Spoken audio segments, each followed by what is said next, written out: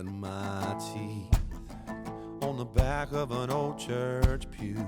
I learned to walk in the ways of light and truth, and I was told not to speak till I was spoken to.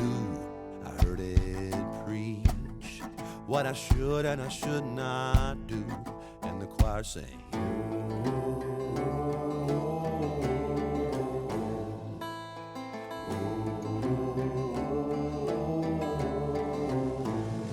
tried to be a good boy, but I ain't a boy no more.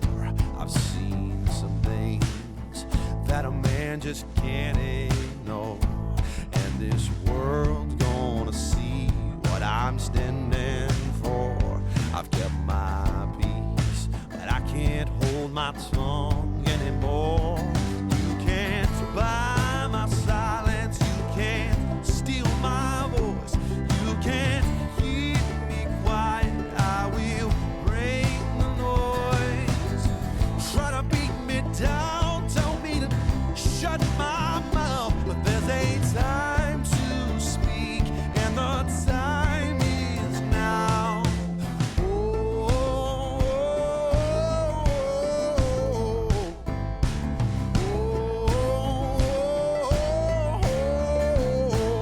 The squeaky wheel is always getting grease. Well, I've been sitting still, parked here on the side of the street, always tiptoeing, trying not to wake the beast. Oh, but here I come. All you monsters are gonna run from me. You can't buy my side.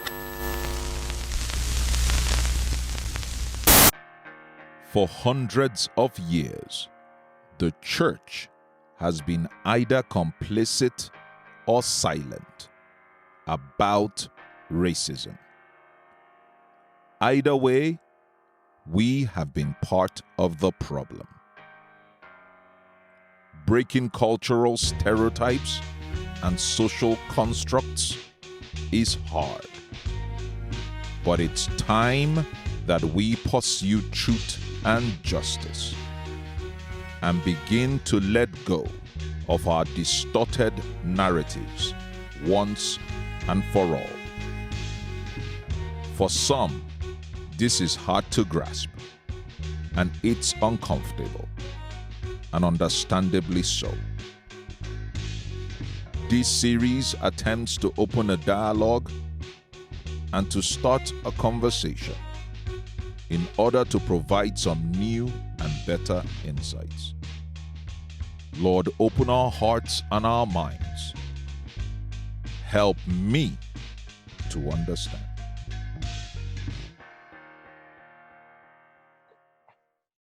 Okay. Well, hello, and thanks for listening in on this conversation. My name is Rich Hoffman, for those of you who don't know me. I'm the pastor of Bronxville Community Church here in Bronxville, New York. We're a suburb of New York City in Westchester County. And Bronxville Community Church is a multiracial, multi-ethnic, and multi-generational church. And what I'm doing here today is I'm beginning a series of conversations with leaders from the Black community. It's called Help Me to Understand. And the main point is for me to simply listen and to gain a new and hopefully better perspective in the areas of race and racism. And then to talk about real solutions and find ways for the church and for all of us to actually begin to make a difference, because talk is cheap. And that can only happen with humility, and if we are willing to set aside our preconceived notions about what we think we know and what we think we understand about race and racism. So my guest today is a longtime friend of mine. His name is David Dix, and he is the co-founder and CEO of Luminous Strategies. It's a government relations and public affairs and campaign management firm located in Pennsylvania. And for the last 20 years, David has dedicated his life to forging broad and meaningful relationships with Republicans and Democrats alike. I've seen David work with people on both sides of the aisle, and he's respected by them, which I think speaks a lot to his character. He's worked for people like Governor Tom Ridge, who was, of course, the first Secretary of Homeland Security. as well as President Barack Obama, just to name a few. There are many more. He's currently the chairman of the Governor's Advisory Commission on African American Affairs for Pennsylvania Governor Tom Wolf. And David has a long history of rolling up his sleeves and getting into the trenches and dealing with and fighting against injustice. And if you're in Philadelphia on a weekend morning, you might just catch him on Inside Story, ABC6. So, David, I'm so happy that you're here today. It's great to talk to you, and I look forward to hearing what you have to say. Thank you for asking me to participate in what I think is a very meaningful dialogue. Like you said earlier, you've been a longtime friend and one who's always got it. So I wasn't surprised that you got it in this time of crisis, and you're kind of looking for solutions in this crisis as an opportunity. Good. Well, I want to respect your time, David. I know you've got a lot to do. So let's just jump right in and get started in this conversation. You know, those of us who are not adversely or directly, or we don't feel like we're directly affected by these events that have been taking place in the last couple of weeks and actually last couple hundred years, but we really don't understand it fully. And sometimes it makes us say things that are uninformed or sometimes just stupid. So I hope that we can just talk a little bit today. And I want to ask you some questions and get your perspective to help me and hopefully everyone else be more informed and, you know, communicate about this conversation better. I'm looking forward to that. Right in. There's a phrase out there that people use often, and for some reason it immediately causes people to go on the defensive. So I'm wondering if you can just maybe define for us the phrase Black Lives Matter. Not the organization, because I think that's something totally different, but the phrase that shows up, Black Lives Matter. What's that all about? So Black Lives Matter is not a long-term phrase. It's a phrase that came about in 2014 after the killing of Michael Brown. It was a way to assert that Black lives do indeed matter, should be treated with dignity and respect, should be treated as Jesus said, you know, the second most important commandment is to love your neighbors like yourself. And when Michael Brown was killed by a police officer in Ferguson, Missouri, he was left open on the streets, a dang dead boy, for more than 8 or 9 hours. And I think that event in itself birthed the phrase Black Lives Matter. Because in that moment, you had an 18-year-old teenager had been gunned down by the police, but then he's left in the street as an example of what can happen to us all, left in the streets for 8 or 9 hours. And I think when you draw a connection between how that phrase was birthed, where it came from, and then how it's evolved, I think it puts an important context in there. When you realize the phrase Black Lives Matter was indeed birthed after the killing of Michael Brown, then you can recognize why a phrase like that would be necessary. Oftentimes we found folks in society look to combat the phrase Black Lives Matter by saying all lives matter. And of course we know all lives matter, but unfortunately in this society, Black life is deemed to be less worthy. Black lives is deemed to matter less. And as I said, the example of Michael Brown's killing, it was necessary to just exclaim that these lives, even this young man who's laying in the street for 8 or 9 hours in a hot summer day, dead, these lives matter. And we intend to claim and reclaim the worth of Black life. Yeah, that's a great point. We're so used to this binary thinking that if I support one thing, I have to not support something else. And it's not. I think by exclaiming that Black lives matter, I'm also saying that white lives matter. I'm also saying that Asian lives matter. I'm also saying that Russian lives matter. I'm saying all those things because in this society, the only life that we've deemed to be less valuable is Black life. So I think some of this has to come with kind of just an accepting of the facts as they are, an accepting of society's ills and positive notes as they are. And that's what's going to be able to help advance this conversation. Yeah, that's great. Remembering that we're all Imago Dei, created in the image of God, every single one of us. And it's important to point that out when it seems like some people aren't treated that way. Well, good. Thanks for that. I think that clears it up a little bit, maybe. So here's something else that's kind of existed for a long time. This is a couple hundred years now. How do we combat and begin to undo this cultural construct that's infected all of us about Black men being dangerous, right? It kind of began with that. There's that, I don't know if everybody's seen it, but there's this it's actually a really weird looking film. It was a silent movie. It was the first movie ever shown in the White House. I don't know the exact year of it, but it was called Birth of a Nation. And it depicts a Black man as chasing after white women as if he was some sort of monster, and the Klan comes in and saves the day. It's just, I don't even understand how that movie comes about, but that's sort of the beginning. Not only did Harry Truman screen that film in the White House, but for a very long time, it was the largest blockbuster movie hit in American history for a very, very long time. So I think it was released in 1930, 31, something in there. And I think for a very long time, it was the #1 movie in America. And that construct is real, but I'd like to unpack it if we could for a moment, Rich. I think it's important to recognize as a statement of fact. If we look at racism as a disease, it's a disease that's infecting and killing white people. And I think oftentimes we can look at racism and see like, racism is wrong. Well, why are people racist? Or, why do Black people have to deal with racism?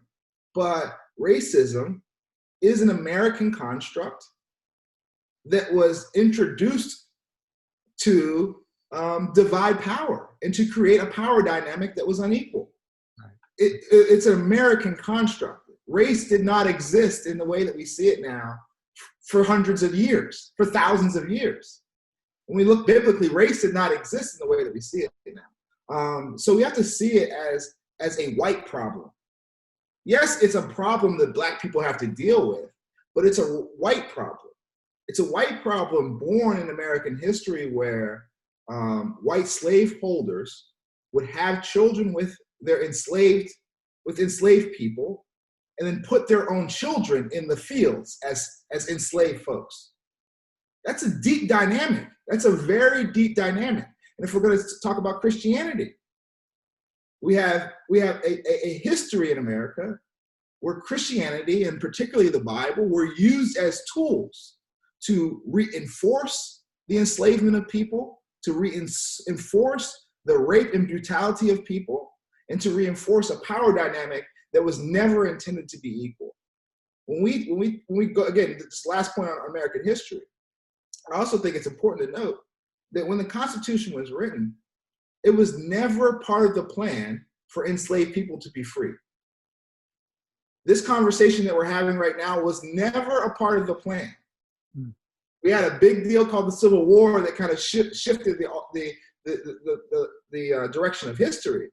But understand that as America was founded, it was never a part of the plan for enslaved people to ever be free or be citizens or be seen as human beings. So I think when we take on the onus of racism being a construct as a disease that infects white people and has infected white people over time, I think it shifts the responsibility to get to learn and understand it, but also to get to combat it in a way that I think is positive. Yeah, I think that's a great point. And I'll take it one step farther from just being a disease. We know that racism is sin, and it's a sin that's existed for a long time. And, you made some points about the Bible and Christianity. And if you look at the very early church, right off of the bat, the Christian church was different than all of the other religions in the Roman Empire because it was diverse, it was multiracial, it had people from Africa and the Middle East and they were in leadership in the church. So I think it's pretty amazing when there'll be people talking about early church fathers and sort of referring to them or showing pictures of them looking like Western Europeans when they were actually Africans. It's that's right. Telling. And even to the ways that we've come, particularly as Americans, to depict and describe Jesus Christ. Jesus Christ looked much more like the people who are protesting than the people we are protesting against. Jesus Christ, when he was hiding from King Herod, you could do a better job than I can. His family took him where? To Egypt to blend in. Right. And I think anybody who can blend in Egypt and not be found for a few years is someone that looks much more like the folks who are advocating that Black Lives Matter than the folks who are saying, no, all lives matter. And I think that's when we start unpacking that, even that racialized construct of how we see Jesus and the early disciples in Christianity, it can help create a context that's very affirmative to where we should be going as a society. If we can recognize that Jesus was a North African man, if we can recognize that, I think that'll do a lot, especially for Christians to come into alignment with where we need to be. Right.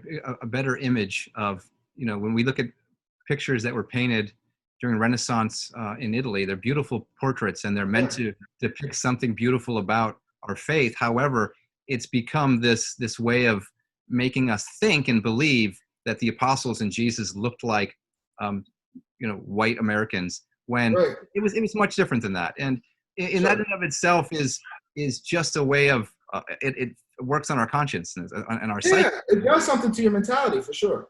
Yeah, and that whole cultural construct that began with this Birth of a Nation has continued forward. And because I've heard people tell me, well, that was a long time ago, and that sort of thing isn't done anymore. But if you look through history, Emmett Till, the young teenager who was brutally beaten and wrapped in barbed wire and thrown into the river, was done because he spoke to a white woman. Well, I think from what I understand the story, he had a stuttering problem, and he was accused of whistling at a white woman.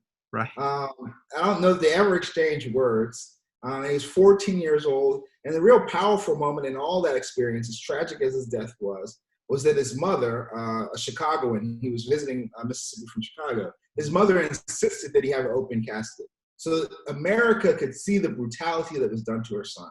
And that imagery alone went a long way in kind of moving the American psyche in a positive direction.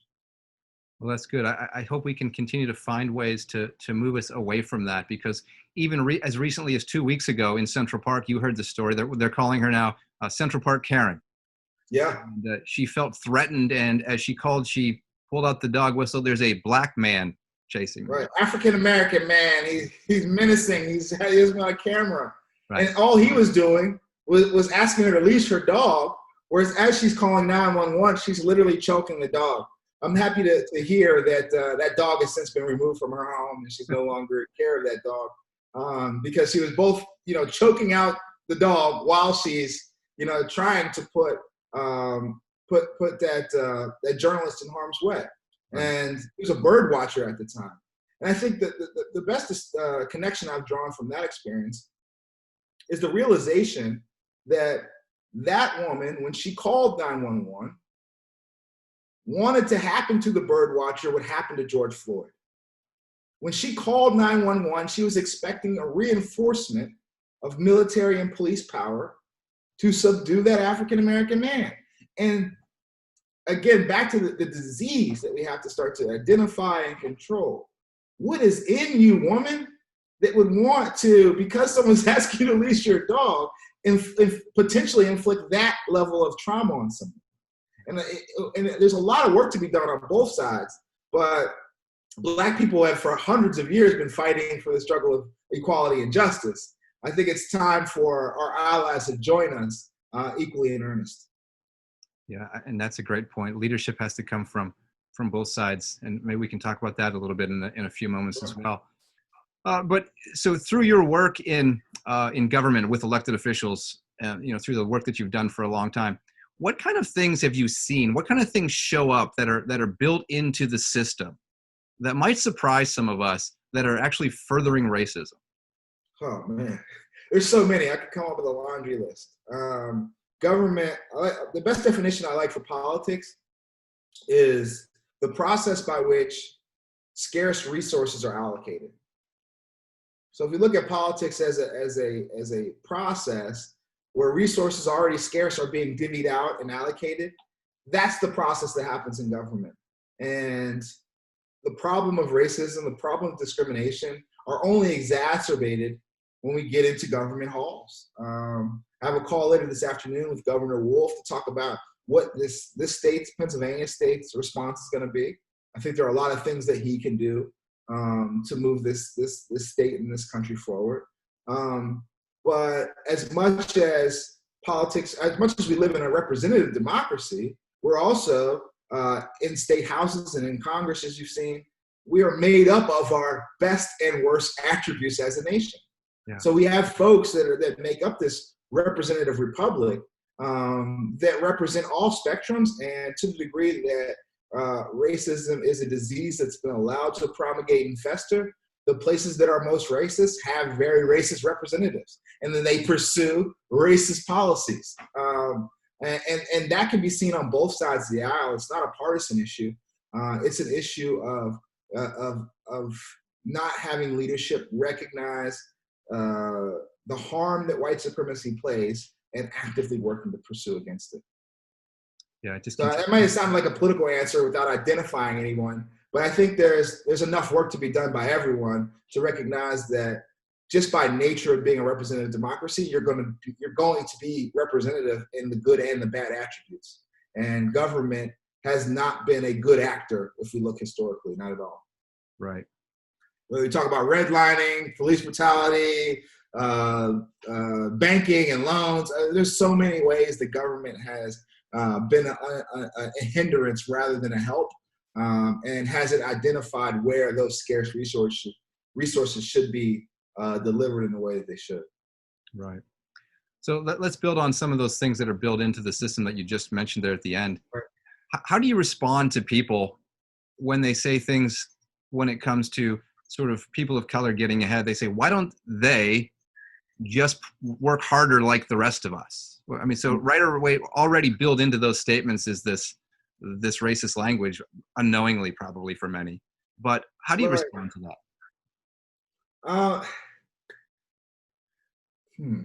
It's hard for a 40-year-old African-American who's gone through so many of these conversations and it's like, a lot of us are tired. I'm gonna say that, Rich. A lot of us are tired, man, of trying to have to explain this. But I'm here for it, and I think the dialogue is helpful. The they that we're talking about is what made America. The they that we're talking about is what made America the wealthiest nation in the history of the world. For 400 years, you either had, well, for, let's say 300 years, you had free labor, enslaved people that built the railroads, that built the infrastructure, that built the White House, and that's the they that did that. So I always thought that instead of even calling our American ancestors slaves or enslaved people or any of those things, I think we should call them nation builders. The same way we call the founding fathers who came together in Independence Hall to craft the Constitution, our founding fathers, we should revere those enslaved people who literally built this nation and built the economy and infrastructure that we all enjoy today. And those people have never been properly thanked or even properly compensated. Yeah. So that as we look to find ways to level the playing field, pursue equality, as we find ways to do that now, let us recognize that they deserves a deficit of our appreciation. That they were talking about deserve much more than anything we could be describing, whether it be a college scholarship or a job, a job interview. Those nation builders deserve much more than we could ever repay them or their progeny. And we need to be working, again, recognizing this is a disease that white people carry.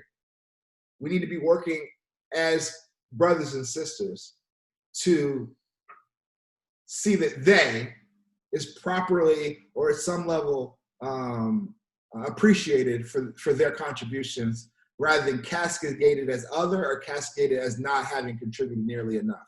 They have contributed more than any of us could ever dream, and they should be revered as nation builders. Yeah, I've never heard that perspective before. That's really good. I like that. And I appreciate what you said a few minutes ago about almost being tired of answering questions like this. So thanks for. Rich, we have a history, and when you called the other day, I'm here for it. I know how powerful this dialogue led by you is going to be, but I think it's important to recognize when you're interacting with African Americans, particularly now, that we're tired, that we're exasperated. We felt like we've done all that we can do to get you to recognize that we are human beings who deserve to be loved and cared for.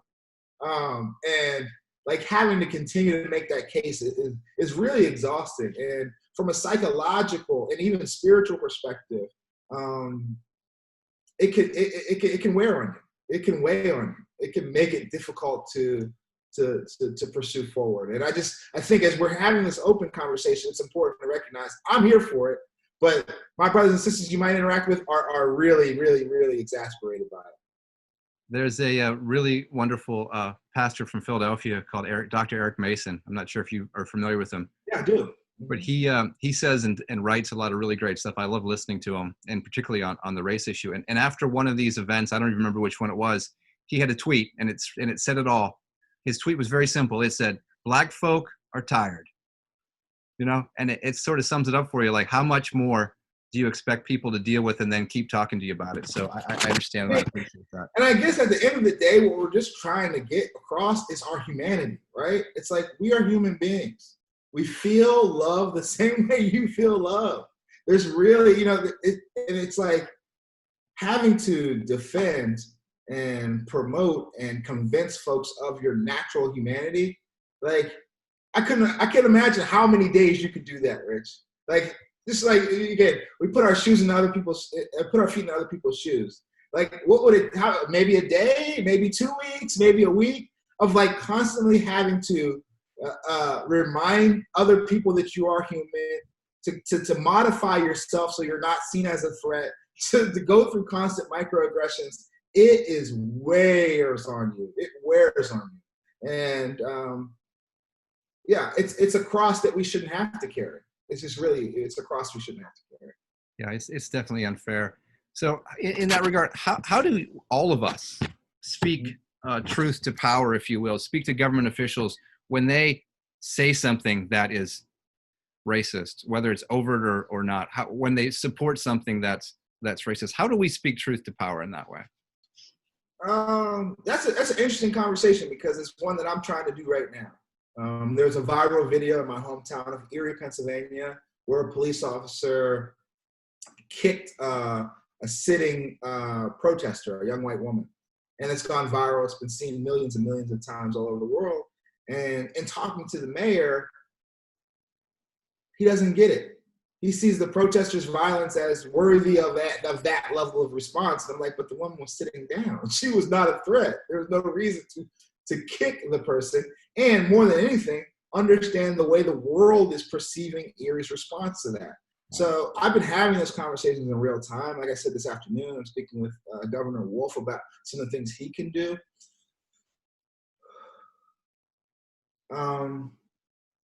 There are policy prescriptions that we can pursue. Okay. But before we can get there, it's just so important that people see right is right and wrong is wrong. It's important to me that the mayor of my hometown see that his officer kicking a sitting woman is not okay. Right. And he should not still be on the floor. It's important. So I think what some of these crises, the opportunity some of these crises are building is the opportunity for that dialogue. These crises are creating opportunities for that dialogue. In Philadelphia, there's been a lot of protests early this week around the Frank Rizzo statue, the former police commissioner and mayor of Philadelphia. And he has a statue across from City Hall. And because of his racist practices as police commissioner, it's been a point of controversy forever. Yesterday morning, Mayor Kenney, after a lot of pressure, removed that statue from City Hall. Wow, I didn't hear that. So it's not easy. And like, I know there were advocates talking to Mayor Kenney up until the moment that he made the call to take it down, the statue down. So these conversations have to happen, but I think this crisis, if you will, is creating opportunities for dialogue. It's creating an opportunity for politicians to say, what can I be doing in the same way you're asking it? And I say, you can put that police officer on desk duty. You can get rid of the Frank Rizzo statue. I mean, there are some symbolic things that you can do immediately. And there are some systematic things that you can do down the road. Right. So I think one of the big points that you keep making is that, these things tend to cycle, they die down. Eventually these protests will die down that we're experiencing here. But how do we keep the conversation going after those protests die down? Right. So the protests die down because people ultimately get tired. It's like just talking about Black people getting tired. I couldn't imagine being out every day this week protesting and having to combat. I couldn't. So protests are not meant to be a sustainable process. It's an opportunity to draw the attention of those you need the attention of and start a path towards reconciliation. But we're not supposed to be in a perpetual state of protest. You're supposed to have a protest, you're supposed to get folks' attention and then change the direction that we're going in. And I'm hopeful that this protest, unlike past protests, will be an inflection point that allows us to change the direction that we're going. Good. Yeah. And we've got to do everything we can to make sure that people are speaking out. And I think one of the things I've been discussing with some people lately is that I've heard this comment a lot, and I've said it myself, that it seems to me like the Black community needs better leaders. And then I began to process that in my mind. That's not the people who need to begin to speak out and take leadership positions against this. It's people who are in positions of authority and in power. And when it comes to this, it's generally white people. So until people in the ranks, for example, you can't expect Black police officers in the police force to begin to talk about how they need to make changes. No way. Got to be the white policemen who are making changes. And it's not just, I'm not picking on the police, certainly not, but I'm talking about in education and in higher education and whatever it is. Those who currently have the majority of the authority have to begin to take the leadership position on that. I have two responses to that. One, when you talk about kind of lacking in Black leadership, I think we could all say that we look around and where white leadership is lacking. Yeah.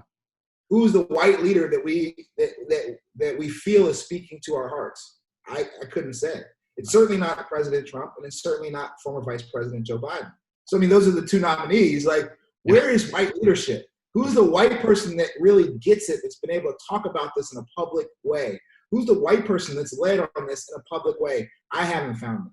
I haven't seen them. I haven't heard them. And that's why I think this conversation and the work you're doing is so important. Yeah. Second, I've had to reinforce this with any number of Black leaders my age, I'll say that, is that movements are led by the young. So we need to be, particularly in this time, we need to be commending those young people, 19, 20, 25, all under 30, mostly all Black, that are leading these rallies, leading these movements. And we as middle-aged people need to find ways to support them from behind. The civil rights movement was led by young people. Martin Luther King was 25 years old when he led the Montgomery bus boycott. 25 years old.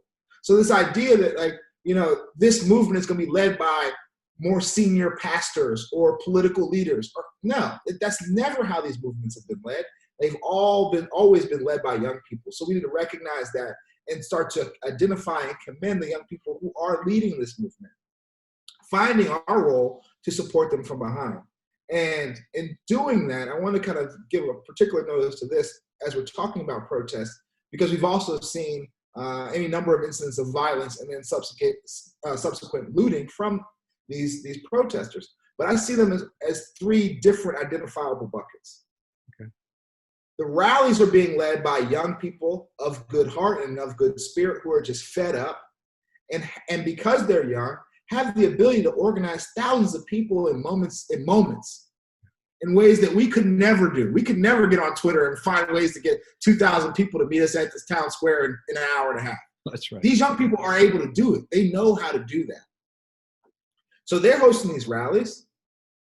There is this foreign element, mostly white people, who are bringing explosives, freezing water bottles, having construction equipment, rocks and bricks and all those things right where the rallies are, and inciting the violence and the chaos that you're seeing coming out of these rallies. These are people that often do not live in the communities that are being rallied. These are people that do not have those young people's best intentions in mind. And that foreign element, which I will deem in the same way the president did as a terrorist organization, those foreign elements need to be identified and rooted out because they are co-opting what our young people are doing. That's right. And then after those foreign elements incite chaos, have ready-made weaponry to combat the police and engage them in violence. They have bolt cutters. We saw that in Philadelphia. This foreign element is coming to rallies with bolt cutters so that they can open up the Foot Locker. And then you have a depraved and held down and discriminated against community with their first opportunity to get something, to receive something. And they are taking advantage of the looting. They are going in and getting free stuff, if you will. But when we look at the criminal element in all of this, we have to identify that foreign element strong number one. We need to be using the National Guard and state police and local police to identify that element as a strong number one when we talk about who's criminal. We need to see the looters as a very distant number two in terms of who's criminal. And we have to work to protect those young people who initiated this movement as the furthest thing from criminal and the greatest thing towards citizenship that we have to protect. So I think that's important to know that, these things aren't just becoming chaotic on their own. There is an organized element to that chaos. And it's not the people who are most affected by police mistreatment. It's just not. I think those are really important points that you're making, that we have to be able to differentiate and be willing to differentiate and see the bigger picture. Like I said to the governor the other day, he brought the National Guard into West Philadelphia after there was looting on 52nd Street. I said, just know this, Governor. The water bottles that were filled with frozen water, nobody black spent the weekend freezing water bottles. Nobody black did that. No 19-year-old black kid was like, let me just freeze 100 water bottles and then lug it around. And I was like, so look at the water bottle, trace it back to the bucket it came from, trace the bucket back to the car, trace the car back to the house, and then pursue that person with the SWAT and National Guard and all that, because that's the real criminal element that's not being recognized. And the reason why I keep laying on this point is because that is racism. That is racism. That is racism when you can easily look at a situation and see a white element that's the most criminal and somehow be able to focus on people stealing sneakers that cost $1 to make. Right. They're not starting the fires. Like, somehow be able to go all around, what's right in front of our face. I was watching Don Lemon. I'm really on a tangent now. Sorry, Rich. That's okay. Take your time. I was watching Don Lemon on CNN over the weekend, and he was like, at tears and like, we can't be doing this and that. And the commentator he's interviewing, he's on the street, I believe in Los Angeles, Melrose Drive in Beverly Hills, nonetheless. And there's a big A with a circle around it behind him. Now there's BLM and there's some other spray paint, but there's a big A. And no one's saying, what is that A? It's the anarchist, Yeah. And no one's saying, like, they see the BLM, but they don't say anything about the big A. Right. And I think that in itself is racism. What Black Americans would love to see is you just keep that same energy. Pursue criminals in the same way you pursue us, pursue them. Mm. I mean, we talk about Breonna Taylor, who was an EMT, right, who they were serving a warrant to the wrong house, right, and they killed her in her bedroom. Like, and that's what I'm saying. There's so many examples where community as a whole can be doing different. And I think this is one where we should really see it as an opportunity. If law enforcement worked as hard as it did, as hard as it could, to root out this foreign element that's creating chaos, I think that would give a message to Black America that we're willing to pursue crime where it exists rather than always see crime as being Black. More great points. That reminds me of something I heard you talk about on a television news show one time when it was in Philadelphia after the Starbucks incident with the two young men a couple of years ago. And you talked about that connection between when racism is allowed to exist, it breeds this prejudice. That's right. And there's this connection then that prejudice shows up because racism is allowed to exist. You got to root it out, or that's just a byproduct. It's an after effect, Yeah. And, I know that people deal with this on a regular basis. And a couple of years ago, and I hope you don't mind me telling this story, but No, I'm sure I don't. you invited me into to New York City to go to dinner with you and your brother. You belong to a club. Yeah. And I was joining you and your brother. We walked into the club, and by the way, I was the worst dressed of the three. And as we walked in, there you are, and your brother, who was also a very prominent, well-known, established person in his industry. The maitre d' came to me as the white person, began to talk to me, and I said, no, it's his reservation. Right. And he still continued to talk to me. And then we went to the table. The same thing happened. I remember feeling really strange and uncomfortable by that, but not really knowing what to do. But I think that's a picture of what happens, of what Black people deal with on a regular basis. And again, when things weigh on you long enough, you get tired enough, people are going to act out in anger. And, oftentimes it's justified. Yeah, no, it is justified. I'm glad you remember that. Unfortunately, as a Black man, you have so many of those microaggressions happen every day that it's not like ready in my mind. But as you described it, I certainly remember that experience. Yeah. And I remember the club. And yeah, that's life. That's life. And that's why we get tired. That's why we're tired, because every single day, that's what we have to go through. There was an incident, and I'll just use this as another example. There was an incident just on election day where my sister, who's 24, my sister is a judge of elections, so she's been elected the judge of her precinct elections.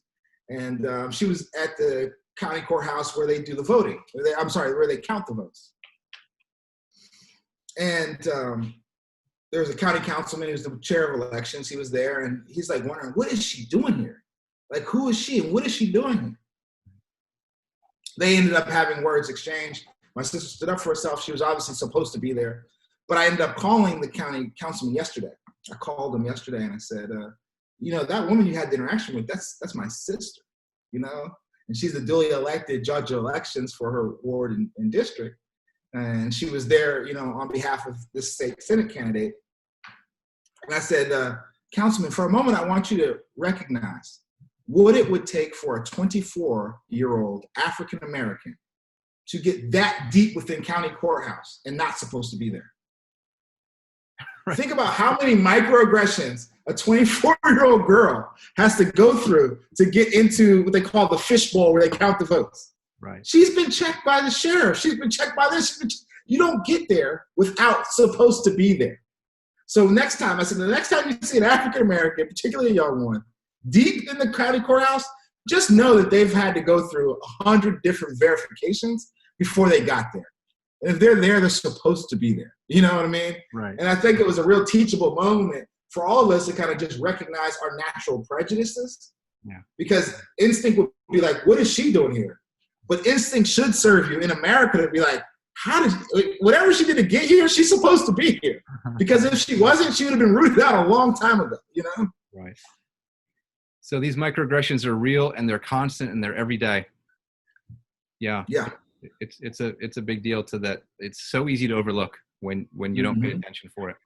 So when it's not happening to you, right? Yeah, exactly. So I want to respect your time, David. As we close, top 3 things you would like to see change to get us closer to a solution in this country. Top 3 things I would like to see change. Let me just settle on it, because we've been talking about a lot of subjects. Okay. I think the number one thing that needs to change is as I started with this program is for white people to recognize racism is their problem. It's for white people. It's not like, I don't want white people to say it's so bad that Black people have to deal with this. I don't want that. I don't want them to say I'm sympathetic and I feel that you have to deal with this. I want them to know that it's a problem that was promulgated by white people, that it can only be solved by white people. I think if there's anything, that's what I think we need to recognize in this dialogue.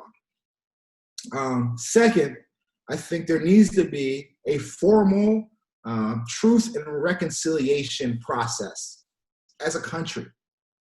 I hearken to what Nelson Mandela enacted as when he was the first democratically elected president of South Africa.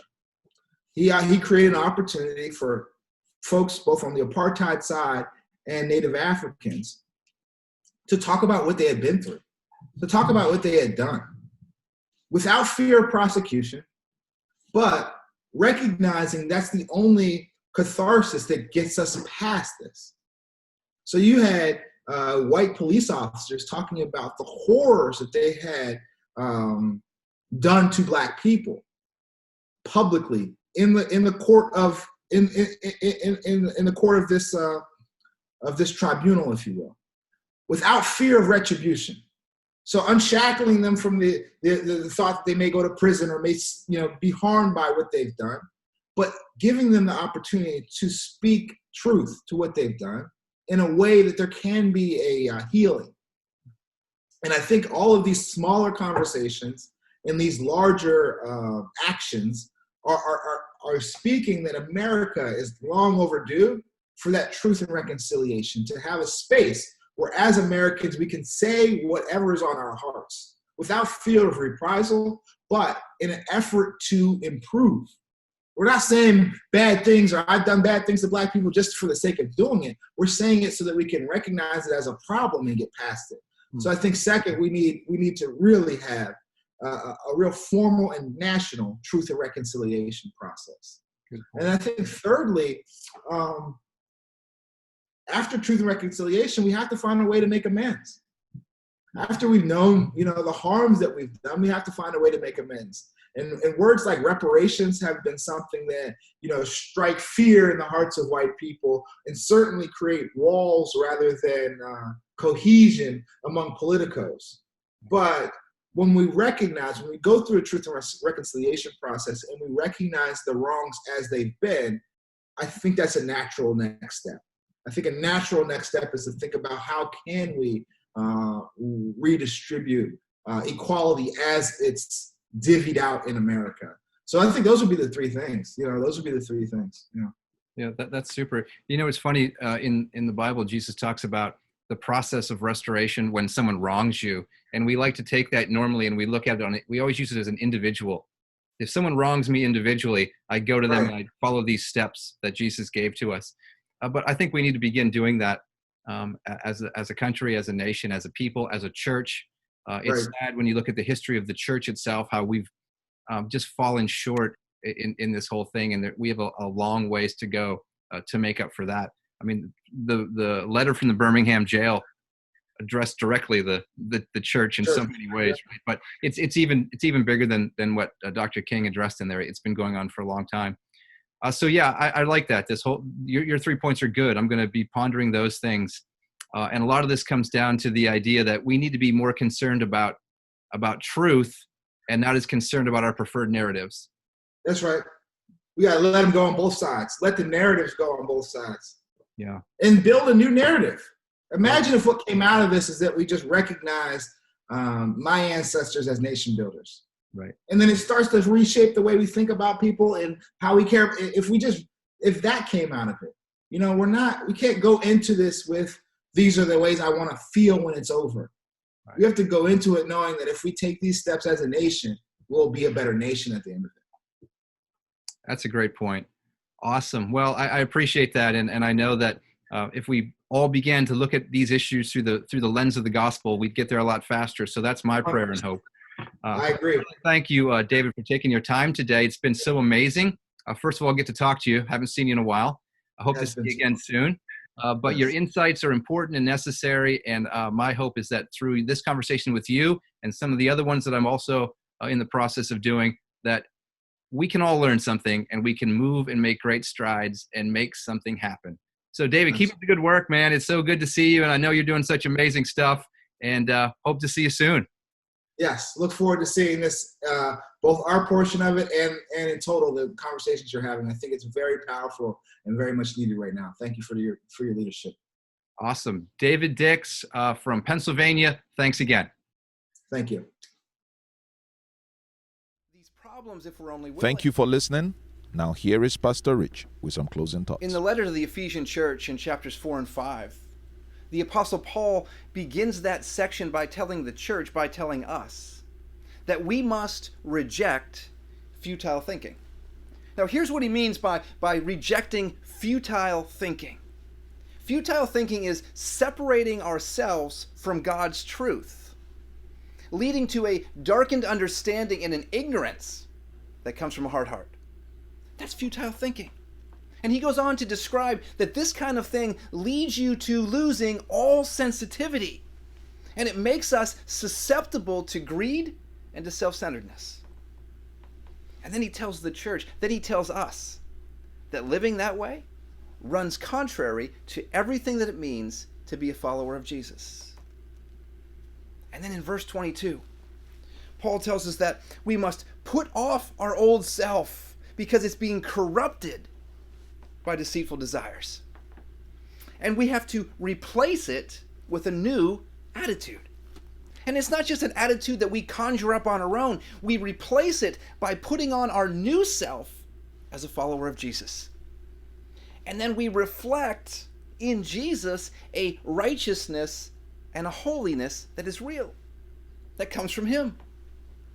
And here's why that's important. And here's how that fits into this conversation about race and injustice. Left to our own desires, we will every time embrace greed and self-centeredness. Our focus in all that we do is us. That's our concern. That's what sin looks like. And without Jesus, and except for the gospel, we will fall prey, and we will be identified by our deceitful desires. But as followers of Jesus, we will be identified by a righteousness and a holiness that comes from him. So, if we truly are following Jesus, we're required to reject the kind of thinking and the kind of ignorance that darkens our understanding.